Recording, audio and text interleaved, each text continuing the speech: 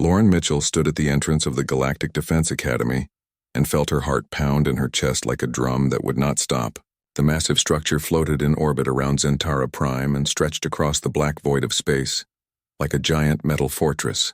She was 19 years old and barely 5 feet 4 inches tall, and she knew that every eye in that academy would look at her and see weakness.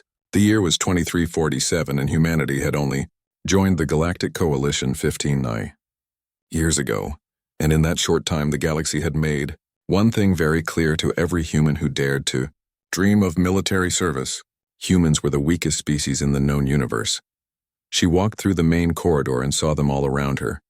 The Kralix warriors stood 8 feet tall with scales that looked like armor covering their massive reptilian bodies, and their eyes tracked her movement with the cold assessment of predators sizing up prey. The Veyron moved past her with incredible speed, and their movements were so fluid and fast that her human eyes could barely track them. The Thornback cadets possessed muscles that bulged under their thick skin, and she watched one of them lift a steel beam that would have required 3 humans working together. She was surrounded by beings who could kill her with a single blow, and they all knew it. The first week felt like walking through fire every single day.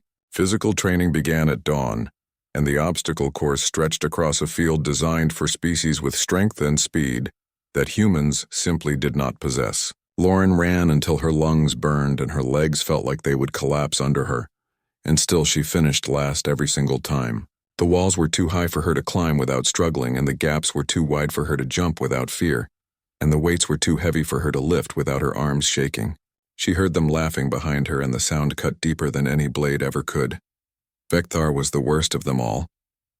The massive Kralix warrior had shoulders as wide as a doorway and a voice that rumbled like thunder when he spoke. He stood at the finish line with his arms crossed over his chest and watched her stumble across with dirt on her uniform and blood on her knees from falling. He looked at the other cadets and spoke loud enough for everyone to hear. "The humans send us their best, and this is their champion, and I could crush her skull with one hand." His friends laughed, and the sound echoed across the training field like a chorus of mockery. A Veyron female named Zara joined in with a voice as sharp as broken glass. Perhaps they should send her to the medical corps, because at least there she could hide behind real soldiers. Lauren looked for support from the one person who should have understood her struggle. Commander Hal Brooks was a human veteran with gray hair and scars that told stories of battles fought and won. He was one of only 3 human instructors at the academy, and she had hoped he would defend her when the mockery became too much to bear. Instead, he watched the scene unfold with cold eyes that revealed nothing. She met his gaze and silently begged him to say something that would make the pain stop. He walked over to her, and his boots crunched on the gravel, and when he spoke, his voice carried no warmth. "Endure it, Mitchell, because words do not kill you, but the enemy will." That night she sat alone in her small quarters and stared at her reflection in the mirror. Her face was bruised and her body ached, and her spirit felt like it had been beaten into the ground. Betrayal burned in her chest hotter than any physical pain, because she had expected the aliens to doubt her, but her own species representative had abandoned her when she needed him most. She looked at herself and saw everything they saw. Weakness and fragility in a body that was not built for war. But somewhere deep inside that broken exterior, something else began to grow. It was not hope or confidence or any of the bright emotions that people write about in stories. It was something darker and colder and infinitely more dangerous. It was rage mixed with determination and forged in the fires of humiliation. She whispered the words to her reflection, and her voice was so quiet that even she could barely hear it. "You will pay for every word." It was a promise made to herself in the darkness, and it became the foundation upon which everything else would be built. She did not sleep that night. Instead, she pulled up the Academy database on her terminal and began to study. She watched combat footage of every species represented at the Academy, and she analyzed their movements and tactics and strategies. The Kralix relied on overwhelming strength and direct confrontation. The Veyron depended on speed and rapid strikes. The Thornback used their incredible durability to outlast opponents. Every species had patterns and preferences and predictable behaviors. Humans had something different. They did not have the strength of the Kralix or the speed of the Veyron or the durability of the Thornback. What they had was adaptability. They had the ability to change and learn and overcome obstacles that should have been impossible. Her ancestors had been persistence hunters who tracked prey for days across vast distances and wore them down through sheer refusal to quit. They had survived ice ages and droughts and plagues and wars. They had climbed to the top of Earth's food chain, not because they were the strongest or fastest, but because they never stopped trying. Over the next 3 weeks, Lauren continued to struggle with every physical exercise. She finished last in running drills and failed to complete climbing challenges and collapsed under weights that other species lifted easily. The mockery continued and grew worse with each failure. Vekthar started a game where he would predict how long it would take for her to quit, and other cadets placed bets on whether she would last the month. Zira made comments about human fragility whenever Lauren was within earshot. Even cadets from species she had never met before joined in the mockery, because it was easy to mock the weak and it made them feel stronger by comparison. But Lauren was doing something that none of them noticed. She was studying them. Every insult was catalogued. Every laugh was remembered. Every moment of mockery was filed away in her memory, like ammunition for a weapon that had not yet been fired. She watched how Vekthar moved in combat drills and saw that his size made him slow to change direction. She observed how Zira fought and noticed that the Veyron's speed came at the cost of endurance. She analyzed the Thornback combat style and recognized that their durability made them overconfident and predictable. During a team tactical exercise, her squad was assigned to defend a position against overwhelming odds. Vekthar led the assault with typical Kralix confidence and expected to overwhelm the defense with pure force. Lauren suggested an alternative approach using the terrain to create choke points and force multipliers. Her squad mates looked at her like she had grown a second head. One of them actually laughed. They ignored her completely and followed the conventional strategy. They lost the exercise in 4 minutes and stood there looking confused while the instructor explained their failure. Lauren said nothing, but she filed away their mistakes in her growing mental database. She began training differently than everyone else. While other cadets focused on maximizing their natural advantages, Lauren focused on minimizing her disadvantages. She could not outrun a Veyron, but she could learn to move efficiently and conserve energy. She could not overpower a Kralix, but she could learn leverage and joint manipulation. She could not outlast a Thornback in direct combat, but she could learn to avoid direct combat entirely. Every night after the other cadets went to sleep, she stayed up studying tactics and strategies and historical battles. She read about human military history and learned how weaker forces had defeated stronger ones throughout the centuries. Commander Brooks watched her from a distance but never offered encouragement or praise. Sometimes she caught him observing her late-night study sessions, but he never acknowledged it. His cold indifference hurt worse than the alien mockery, but she refused to let it break her. She had made a promise to herself, and she would keep it no matter how long it took or how much it cost. 2 months passed and the academy training grew more intense with each passing day. The instructors announced the Crucible, and the words sent ripples of excitement through the cadet population. It was a week-long field exercise on a hostile moon, where cadets would need to survive and complete objectives and compete against other squads in simulated combat. Lauren heard the announcement and felt ice water replace the blood in her veins because she knew this would be the test that would break her or make her. Squads were assigned, and Lauren found herself placed with Iron Squad. She looked at the roster and her heart sank. Vekthar was on her squad along with Zira and a human male named Kyle Carter, who had spent the last 2 months trying to remain invisible to avoid the mockery that Lauren attracted. 3 other alien cadets rounded out the team, and when they gathered for their first meeting, the atmosphere was thick with tension. Vekthar looked at Lauren and his reptilian features twisted into something that might have been a smile, but looked more like a predator bearing teeth. At least the weak human can carry supplies while real warriors fight, he said, and the others laughed. They deployed to the moon in a transport ship that rattled and shook during atmospheric entry. The moon's surface was a wasteland of rock and ice with thin atmosphere, and temperatures that dropped below freezing at night. Each squad received basic supplies and weapons that fired training rounds which registered hits without causing real injury. The simulation system tracked everything, and casualties were removed from the exercise when they took lethal hits. Lauren carried most of the squad's equipment, while the others walked ahead discussing strategy and ignoring her completely. The first night they made camp in a rocky depression that offered some protection from the wind. Lauren set up the tents while the others sat around complaining about the cold and boasting about the victories they would achieve. She prepared food and tended the fire and studied the terrain maps on her datapad while they talked. Kyle approached her quietly and his voice was barely above a whisper.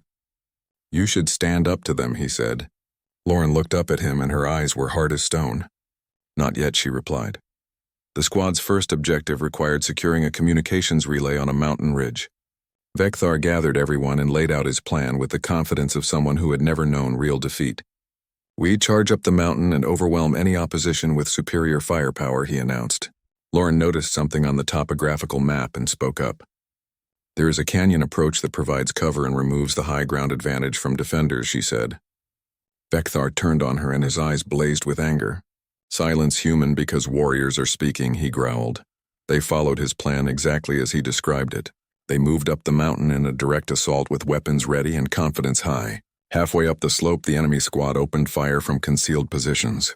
They had predicted the obvious approach and set up a perfect ambush. Training rounds lit up the squad members, and 3 of them registered as casualties within seconds.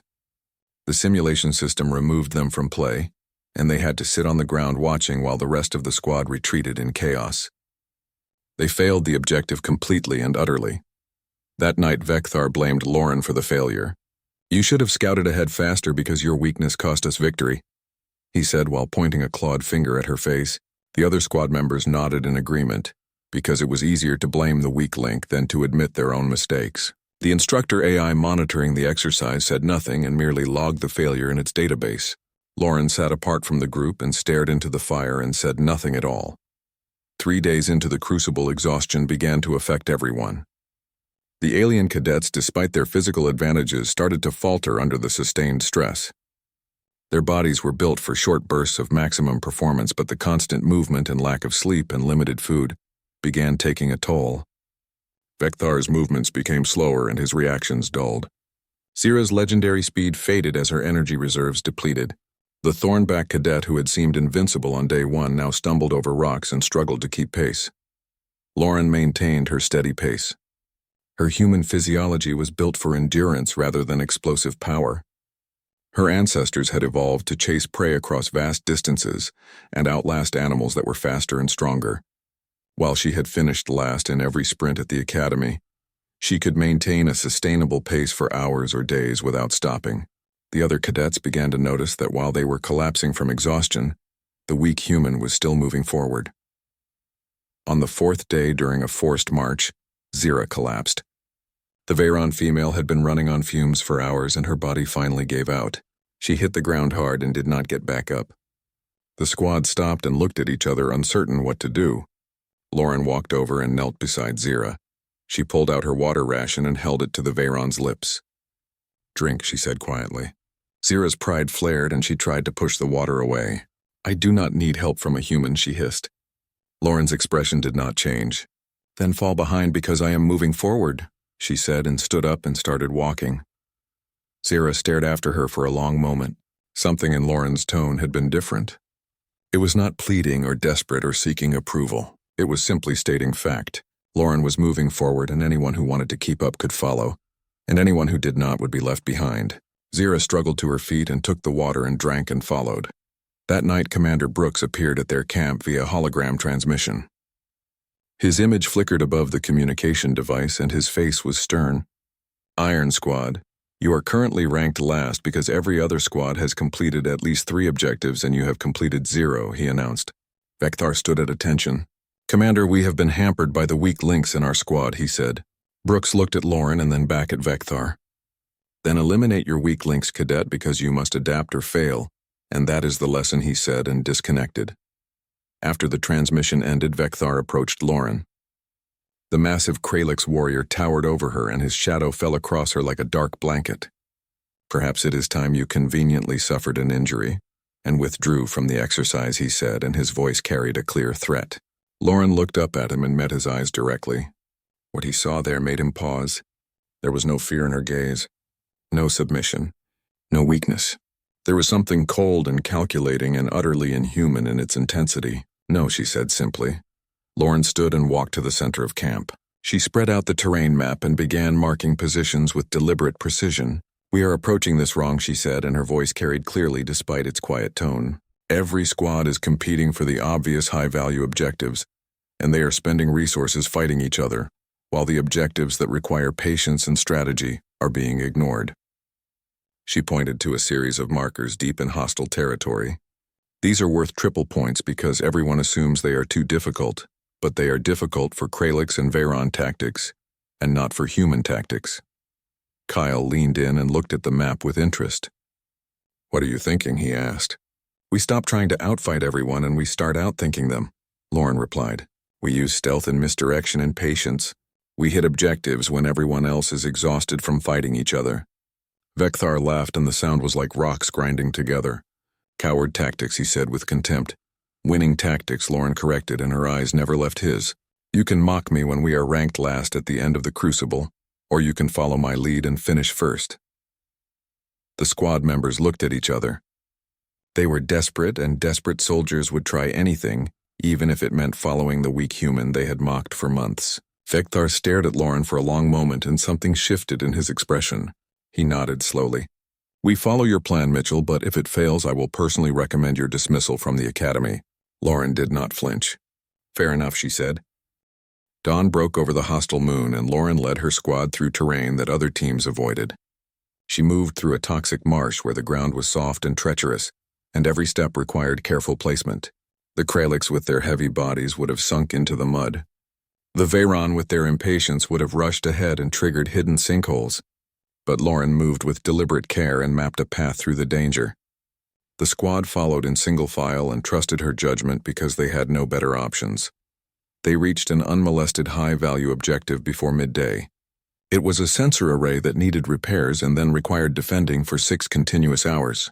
Other squads had attempted this objective and retreated when they realized the time investment. Lauren had known they would abandon it because impatient warriors sought quick victories. She set her squad to work repairing the array while she studied the surrounding terrain. Her mind cataloged every rock and depression and sightline. She was building a battlefield in her head. While the array hummed back to life, Lauren prepared their defensive position. She did not have access to advanced technology or powerful weapons, but she understood physics and psychology and how to use both against an enemy. She identified the obvious approach routes and set simple traps along each one. Tripwires connected to loose rocks, unstable ground marked with innocuous stones, narrow passages that would force attackers into single file. Nothing complex, but everything calculated to create chaos. 3 hours into their defense, an enemy squad attacked. They were Crimson Pack led by a Thornback named Krell, who had dominated every combat exercise since the Crucible began. His squad moved with confidence and expected easy prey. They had heard that Iron Squad was led by the weak human, and they anticipated a quick victory. Krell ordered a direct assault because Thornback psychology prized honorable combat over clever tactics. They came up the main approach at a run with weapons raised and battle cries echoing across the rocks. They hit Lauren's first trap 30 meters out. The tripwire released a cascade of stones that forced them to scatter and broke their formation. The second trap triggered when a Kralix stepped on unstable ground and fell hard enough to register as injured. The third trap funneled them into a narrow passage where Vekthar and 2 others waited with clear lines of fire. Training rounds lit up 3 more attackers. Krell realized too late that he was fighting a prepared battlefield. He tried to rally his squad for a flanking maneuver, but Lauren had predicted every approach.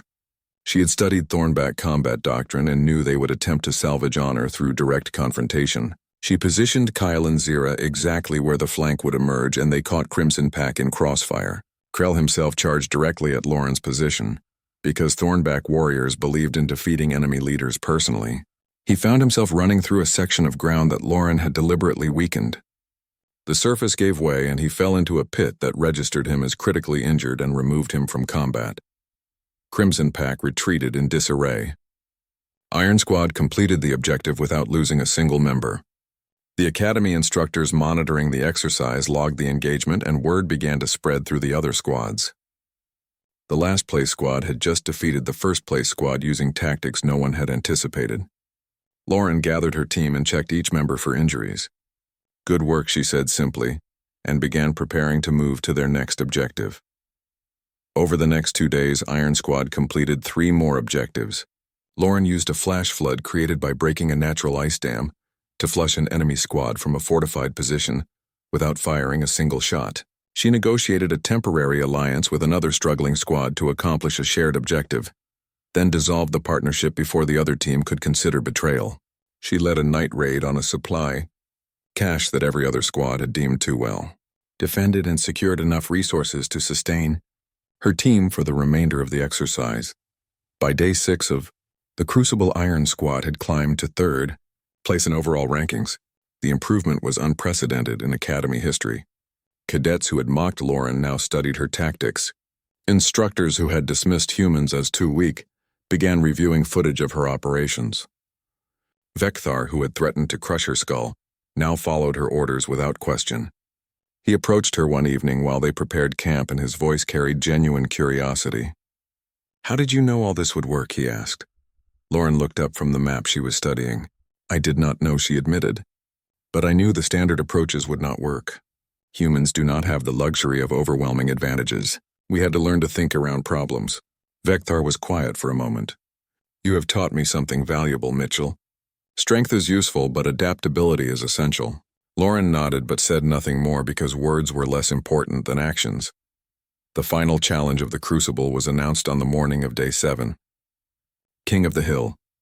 A strategic fortress position sat at the center of the exercise area. The squad that controlled it when the exercise ended would win regardless of previous scores. Every squad in the exercise began moving toward the fortress. It became a massive convergence of desperate cadets all seeking victory. Lauren studied the terrain maps and calculated distances and analyzed likely approach routes. Her squad gathered around her waiting for orders. Vekthar spoke first. "The fortress is the objective, so we must take it quickly before others arrive." Lauren shook her head. "No, we are not going for the fortress." Kyle stared at her in shock. "What do you mean? Because that is the entire point of the final challenge." Lauren pointed to a ridgeline overlooking the fortress. "We take the high ground and we wait and we let them destroy each other." She explained her reasoning with cold logic. "Whoever holds that fortress will be attacked by every other squad simultaneously. They will exhaust themselves fighting off wave after wave of attacks. Their ammunition will run low, and their energy will drain and their defenses will weaken. We will position ourselves where we can observe everything and wait until the final hour. When whoever is left standing is exhausted and depleted, we will take the fortress from them." It was a patient predator's strategy. It was utterly inhuman in its calculated patience. Sierra, who had once called Lauren too weak to be a real soldier, nodded slowly. "It is perfect," she said. The squad moved to the ridgeline and established a hidden observation post. They watched as squad after squad converged on the fortress. The battle that unfolded was chaos incarnate. Alliances formed and dissolved. Strong squads fell to combined attacks from weaker ones. The fortress changed hands 3 times in the first 4 hours. Lauren did not move from her position. She barely seemed to breathe. The other squad members fidgeted because their species were not built for this kind of motionless patience. But Lauren was a statue carved from stone, and her eyes tracked every movement below. Vekthar whispered a question. "How do you do this? Because this stillness seems impossible." Lauren replied without looking away from the fortress. "My ancestors hunted animals that were larger and faster and stronger than them. They would track herds for days and wait for the perfect moment. Humans are ambush predators. We evolved to wait." Hours passed and the sun began its descent toward the horizon. The fortress had changed hands twice more, and the current occupants were a Veyron-led squad that had fought brilliantly but was now down to half strength. Their ammunition was nearly depleted and their movements were slow with exhaustion. Lauren checked the time. 30 minutes remained in the exercise. She stood and her squad instantly came to attention. "Now," she said. Iron Squad moved down the ridgeline like a silent wave. They were fresh and supplied while their opponents were exhausted and running on fumes. The battle was short and decisive. Zira's speed combined with full energy reserves overwhelmed the tired Veyron defenders. Vekthar's strength broke through weakened defensive positions. Kyle's tactical coordination kept the squad moving efficiently. Lauren herself engaged the enemy squad leader in close combat. The Veyron was faster even when exhausted, but Lauren used techniques she had studied for months. She used the opponent's momentum against them and turned their speed into a liability. The enemy leader fell and registered as a casualty. With 5 minutes remaining in the exercise, Iron Squad secured the fortress. They held it against 2 desperate last-minute attacks from squads that had been fighting all day. When the exercise timer reached 0, Lauren stood at the fortress command center with her squad around her. They had won the Crucible. The closing ceremony gathered all squads together. Commander Brooks stood on a platform and announced the final rankings. Iron Squad, which started in last place, finished first. Lauren Mitchell is named top cadet of the exercise, he said. The assembled cadets stood in silence. The alien students who had mocked her and called her weak and dismissed humanity now looked at her with new eyes. Respect mixed with fear because they had learned that the quiet human was the most dangerous opponent they had ever faced. 3 years passed since the Crucible, and Lauren stood in the command center of the Galactic Defense Academy, wearing the insignia of a senior cadet. She was now in her final year and ranked first in her class. The mockery that had once followed her through every corridor had been replaced by respectful nods and careful distance. When she walked through the halls, other cadets stepped aside not from contempt, but from genuine respect mixed with healthy caution. She had proven herself beyond any doubt, but the galaxy was about to test her in ways that training exercises never could. The Wraith Collective emerged from unknown space like a plague. They attacked outer colonies without warning, and overwhelmed defenses with superior numbers and disappeared before coalition fleets could respond. Traditional military strategies failed repeatedly. The coalition's finest admirals threw everything they knew at the problem and watched their solutions crumble.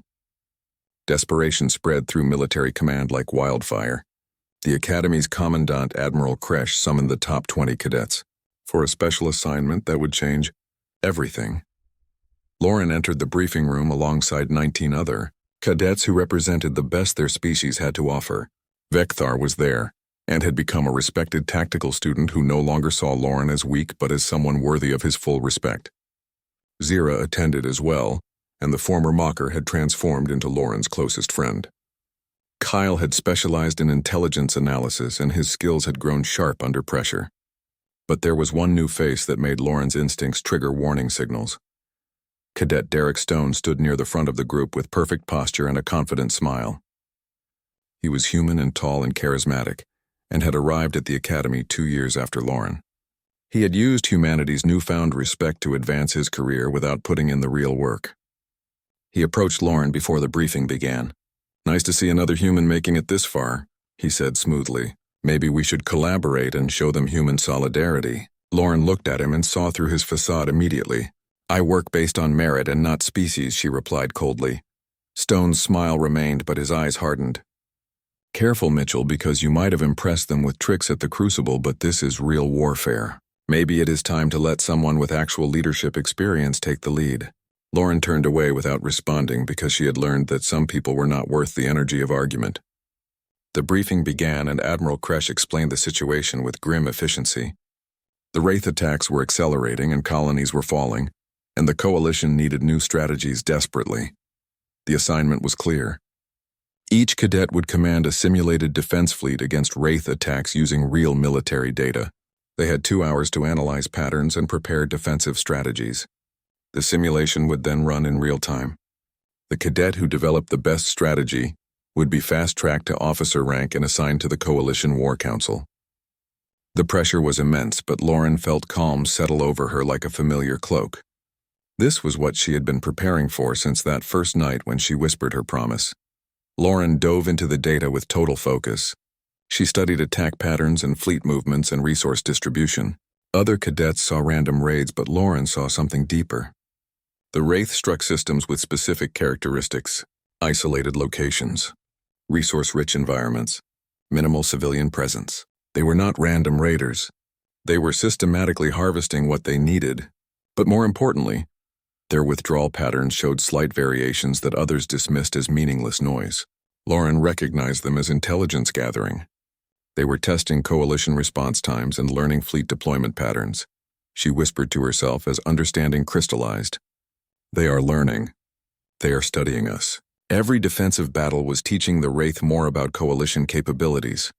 The realization changed everything about how she approached the problem. If the enemy was learning from defense, then defense was doomed to fail. She needed to flip the entire strategic paradigm. Other cadets began presenting their strategies, most focused on strengthening static defenses or deploying heavier weapons, or concentrating fleets at high-value targets. It was conventional military thinking applied to an unconventional enemy. Stone's strategy was particularly impressive on the surface. He proposed a rotating patrol system with rapid response fleets that could reinforce any attacked position within hours. The admirals nodded approvingly and murmured words of praise. It was textbook doctrine executed with polish and confidence. When Lauren's turn came, she walked to the center of the room. "We stop defending and we attack," she said, and the room went silent. Admiral Kresh leaned forward with his thornback features creasing into a frown. "Explain yourself, cadet." Lauren displayed her analysis on the main screen. "The Wraith are studying our patterns, and every time we defend, we teach them more about our capabilities. They are adapting faster than we are. If we continue defensive postures, we will lose eventually." She pulled up star charts and marked 3 systems. The Wraith are moving harvested resources to staging points, and those staging points lead back to supply routes. Based on their movement patterns, their supply route must pass through one of these 3 systems. I propose we abandon conventional defense and deploy hidden strike groups here. When the Wraith pass through, we ignore their military assets and destroy their supply lines. The room erupted in arguments. A Kralix instructor stood and his voice boomed. "You would let colonies fall undefended while you hunt for supply routes." "Yes," Lauren acknowledged without hesitation. "Short-term pain for long-term victory. We will lose colonies initially, but we will cripple their ability to sustain offensive operations. The Wraith clearly depend on harvested resources, or they would not take them. Cut their supply and their attacks must stop or become desperate and predictable." Stone seized the moment. "That is the human solution," he said with mock horror. "Sacrifice colonies." "Very cold, Mitchell." Lauren turned to face him and her voice was flat and emotionless. "War is cold. The question is whether we want to feel good about ourselves while losing slowly, or make hard choices and win." Stone's expression showed triumph, because he knew many species valued honor over efficiency. He was positioning himself as the moral alternative. Admiral Kresh ordered all strategies tested in simulation. The results projected on massive screens for everyone to witness. Stone's defensive strategy performed well at first. His rapid response fleet saved several colonies, and the early results looked impressive. But as the simulation progressed month by month, the Wraith adapted to the patterns. They learned the response times and anticipated fleet movements. By the 6-month mark, 12 colonies had fallen, and the Wraith were pressing deeper into coalition space. Lauren's strategy was painful to watch unfold. In the first simulated month, 5 colonies fell with no coalition response. The assembled cadets and instructors shifted uncomfortably. It appeared to be a complete disaster. Then Lauren's hidden strike groups found the supply route and destroyed a massive Wraith logistics convoy. The enemy's coordinated attacks immediately became less efficient. 2 more supply line strikes occurred, and the Wraith attacks transformed from methodical to desperate. By the simulation's end, Lauren's strategy had resulted in fewer total colony losses. The enemy was degraded and struggling. Coalition forces were positioned to transition from defense to offense. The numbers were undeniable. Lauren's approach achieved decisive victory, while Stone's approach led to slow defeat. But victory in simulation did not equal victory in politics. Despite clear results, the response was mixed. Some instructors praised her innovative thinking. Others were horrified by her willingness to sacrifice colonies. A Kralix instructor confronted her publicly. "You would let innocents die to achieve victory, and where is the honor in that?" Lauren met his gaze without flinching. "Honor does not resurrect the dead. If the Wraith are not stopped, all colonies fall eventually. My strategy saves more lives in the long run, even if it costs lives in the short term. That is what leadership means. Making choices no one wants to make." Stone moved through the crowd and played to the audience. "This is what happens when you let humans lead. They are willing to sacrifice anything for victory. We should be finding ways to protect everyone and not choosing who lives and dies." The political maneuvering was transparent but effective. Many species valued honor and protection over cold tactical calculation. That evening, Admiral Kresh announced his decision. The war game winner was Cadet Derek Stone. His strategy, while less effective in simulation, was deemed more acceptable to coalition political leadership. Lauren was commended for innovative thinking, but told her approach was too aggressive for coalition values. Stone accepted his award with false humility and made sure to thank Lauren for inspiring him to think creatively. Lauren stood among the assembled cadets and felt Zira lean close. "This is wrong because everyone saw your simulation win." "Politics," Lauren replied quietly. He gave them what they wanted to hear. I gave them what they needed to hear. That night, she received an encrypted message on her terminal from an unknown coalition intelligence source. "Your strategy was correct. Real war is not a simulation. When they fail, we will need you. Be ready." 6 months after graduation, Lauren stood on the bridge of the CMS Valiant and watched the stars streak past through the viewport. She had graduated with top tactical honors despite losing the political battle at the war game. The Coalition assigned her to the Border Defense Fleet, which sounded prestigious, but was essentially a quiet posting far from real combat. Derek Stone had been fast-tracked to the Coalition War Council exactly as promised. His defensive strategy was being implemented across Coalition space with full military backing and political approval. It was failing catastrophically. 15 more colonies had fallen since Stone's strategy went into effect. The Wraith adapted to every defensive measure faster than Coalition forces could adjust. Static defenses became death traps. Rapid response fleets arrived too late or were ambushed during deployment.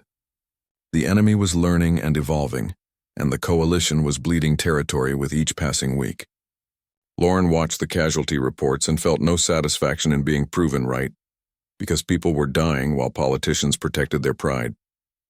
The emergency transmission arrived during a routine patrol.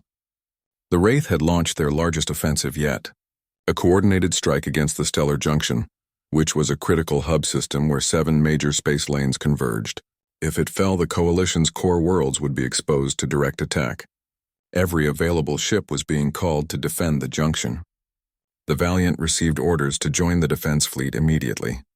Captain Helen Zhang called Lauren to her ready room with an expression that revealed bad news wrapped in opportunity. "You are being reassigned," Zhang said without preamble. "Admiral Kresh wants you on the CMS Defiant as tactical officer. It is the flagship for the junction defense." Lauren was genuinely surprised. "Why me? Because I am junior grade and there are dozens of more senior officers available." Zhang's expression turned grim. "Because Stone's strategy is not working and everyone with eyes can see it.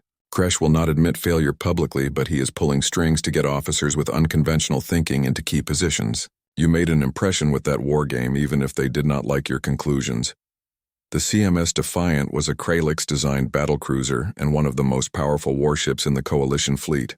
Admiral Kresh commanded it personally and had taken direct control of the junction defense. When Lauren reported aboard, she found familiar faces throughout the crew. Vekthar served as a junior command officer. Zira led the fighter operations wing. Kyle worked in the intelligence division. Even Commander Brooks had been pulled from the academy to serve as the Admiral's strategic advisor. The old team was coming back together for the fight that would determine everything.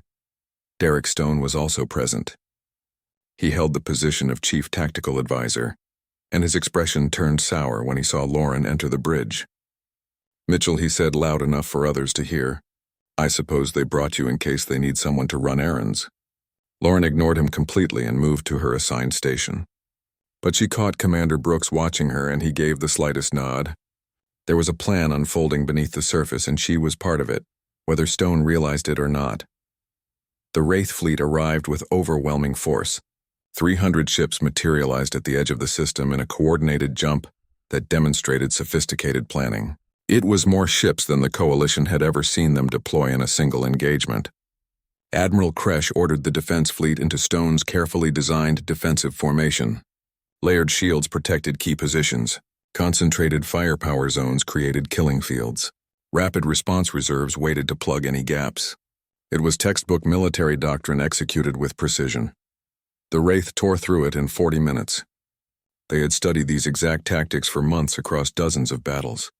Every defensive move the Coalition made had a prepared counter. Every concentration of force was flanked or bypassed. Every response was anticipated and exploited. Ships burned and died and the casualty reports climbed with horrifying speed. Stone stood at the tactical command station and tried desperately to adjust the strategy, but he was always reactive and never proactive. Every modification came too late to matter. "Pull back to formation Delta 7, Stone ordered with rising panic in his voice. Reinforce the left flank and redirect reserve squadrons to Sector 4. Lauren watched from her junior tactical station and saw the pattern forming like a constellation in her mind. The Wraith were not trying to break through the defense. They were herding the Coalition fleet into a specific configuration. It was a trap closing around them, and Stone was leading everyone directly into it. Admiral Lauren called out, and her voice cut through the chaos. "They are boxing us in. If we continue this formation, we will be surrounded in 6 minutes." Stone whirled on her with fury in his eyes. The formation is sound and we just need to hold position. Lauren brought up a holographic projection that showed Wraith movement vectors. No, sir, because look at their pattern. They are not trying to break our lines. They are positioning us for envelopment. If we stay in formation, we will be trapped. Admiral Kresh studied the projection with experienced eyes. The Thornback Admiral had survived too many battles to dismiss clear evidence. Mitchell is correct, he said slowly. But if we break formation now, we expose our flanks to direct attack. We are exposed either way, Lauren replied. At least if we break formation on our terms, we control how it happens. Stone slammed his hand on a console. This is exactly what I warned about. Human recklessness pretending to be strategy. We hold position. Commander Brooks stepped forward and his voice carried the weight of decades of combat experience. Admiral, with respect, Lieutenant Mitchell has demonstrated better understanding of Wraith tactics than anyone in this fleet. I recommend you listen to her analysis. The bridge went silent because this was mutiny territory. Publicly contradicting the chief tactical advisor could end careers or worse. But Brooks stared at Kresh without blinking and the Admiral made his decision. Stone, step aside. Mitchell, you have tactical command. Show me what you see. Lauren moved to the tactical station and her hands flowed across the controls with practiced speed. All ships break formation immediately. Split the fleet into 3 groups. Alpha Group execute full reverse thrust and make them think we are retreating. Beta Group drift left but maintain weapons lock on enemy right flank. Gamma Group power down and drop inertia and let momentum carry you forward. Stone stared at her like she had lost her mind. You are fragmenting our fleet and they will pick us apart piece by piece, no? Lauren replied with absolute calm. I am making them commit to a strategy. They are used to fighting concentrated formations. We are going to show them something they have not adapted to yet, which is controlled chaos. The coalition fleet split apart. The Wraith, expecting standard defensive responses, overextended, trying to maintain their envelopment pattern. Alpha Group full stop and rotate 90 degrees, Lauren ordered. All weapons fire on my mark. The retreating ship suddenly became a broadside firing line. Wraith ships that had pursued them sailed directly into devastating volleys that tore through their formations. Beta Group now and full thrust into their exposed flank. The left drifting ship suddenly accelerated and caught the Wraith completely out of position. Their concentrated firepower ripped into enemy ships that had no defense prepared. Gamma Group power up because you are now behind their advancing line and fire at will. What had appeared to be disabled ships suddenly roared to life deep in Wraith rear positions and created absolute havoc. In 90 seconds, Lauren transformed a losing battle into chaotic melee where Wraith tactics became useless. They had no prepared response for unpredictable human thinking. The battle continued for 3 brutal hours, but Lauren held the initiative. She refused to fight on Wraith terms. She kept the battle fluid and constantly shifting. When the Wraith tried to regroup, she scattered the coalition fleet. When they scattered to pursue, she concentrated firepower on isolated groups. It was not elegant or by any doctrine. It was pure adaptive warfare. Bekthar commanded a destroyer group and followed Lauren's orders with precision. This is insane, he said over the command channel, but his voice carried admiration. I love it. Sierra's fighter squadron exploited every opening Lauren created, and her pilots flew with inspired confidence. Kyle's intelligence division provided real-time analysis that Lauren incorporated into her tactics instantly. Even Admiral Kresh watched her work with growing amazement. She is not commanding a battle, he said quietly. She is conducting a symphony of controlled destruction. The Wraith made their critical mistake when they committed reserve forces in a desperate attempt to overwhelm through numbers. Lauren saw it immediately. There, she said, and marked a position on the display. That is what I have been waiting for. All ships converge on these coordinates and use emergency thrust with everything you have. Brooks understood first. Their reserves came from a specific vector, which means you found their supply line. Exactly, Lauren confirmed. They had to bring reserves from somewhere. That somewhere is the route back to their staging area. The coalition fleet suddenly raced toward what appeared to be empty space. It looked like a retreat and the Wraith pursued, smelling victory. Then Lauren's prediction proved correct. Long-range scanners detected a